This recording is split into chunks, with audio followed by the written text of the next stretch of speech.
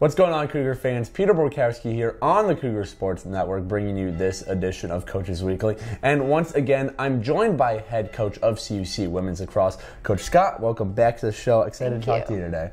Well, your team played this past Saturday, and it was a big game. It was senior day. You were taking on the undefeated Concordia, Wisconsin. Unfortunately, dropped that matchup for your first conference loss of the season. So let's start there. What lessons are you looking to take away from that Saturday match, seeing it is conference loss number one, and how are you going to use that game to kind of go forward from it going into these next couple games?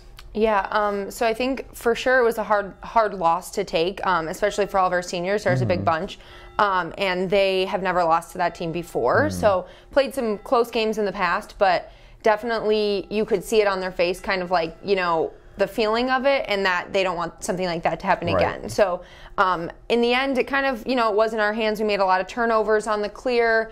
We took a lot of shots but didn't actually finish them. I think just moving forward, it's about finding that consistency. If we're going to be out there working that hard in the heat, we got to take the extra second. You know what I mean? Make that good pass up the field. Right. Take a good hard shot.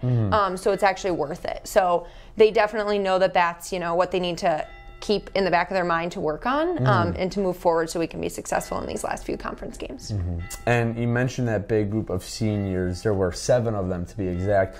Nina Nays, Riley Orenstein, Bryn Beto, Ryan McGee, Maddie Perkins, Kelly Pietrowski, and then Chloe Schaffema, who unfortunately wasn't able to attend the game Saturday. But this is a big group of seniors, and it's an important group of seniors, as most of them have been here for nearly the entirety of the program, especially during this run of dominance the program has been on. So even though you've only had these players for, you know, half of their careers, 2 years, just what have they meant to you as coach? What have they meant to this program as a whole? Because again, this is a big group of seniors and an important one at that.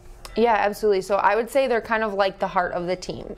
We have a lot of other girls who are basketball players or volleyball players and that kind of thing. So I think that they have really built the program, and they know that, and they should be absolutely proud of that, and that's what I'm proud of them for. So even though I've only been for, like you said, the second half of their career, you could just tell that right when I came in, like they were the ones that everyone was looking to lead them and to do the right things on the field and kind of teach those players who have come from basketball and just learned while they were here. So yeah, they've been super awesome and a big part of why I love being here. Right. Yeah.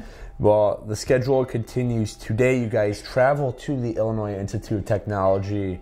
What needs to happen against the Scarlet Hawks to get this team back on track? Because we're entering the home stretch of conference play. Not many games left before playoff time. So what needs to happen today to get that team back in it and back in a groove before we hit the end of the season? Yeah, so I think our focus, which came from the CUW game, is clearing the ball up the field. So we have to be able to get it over to the attack to score those goals.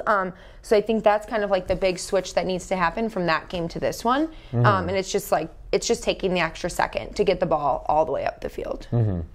And this starts a little 2-game road stretch here, because against IIT today, and then you'll be at Edgewood on Saturday before returning home for the regular season conference finale against Aurora this upcoming Tuesday. But what are you kind of telling your team to get them ready for this road stretch? Because you've had a lot of home games so far this year already, especially in conference play. So now you have a tough road stretch towards the end of the season when you need to pick up these wins. What are you doing to your team to get them prepared to go on the road and still pick up those much-needed wins? Yeah, so I would say it's just more about kind of taking care of their bodies. So they're used to being able to just get up, come right over, right, do kind of like their normal routine. And so we're just emphasizing with them, like the heat is coming for some of these games, taking care of yourself, getting your work done so that when you get on the road, you can kind of just focus on that game. On the game, right.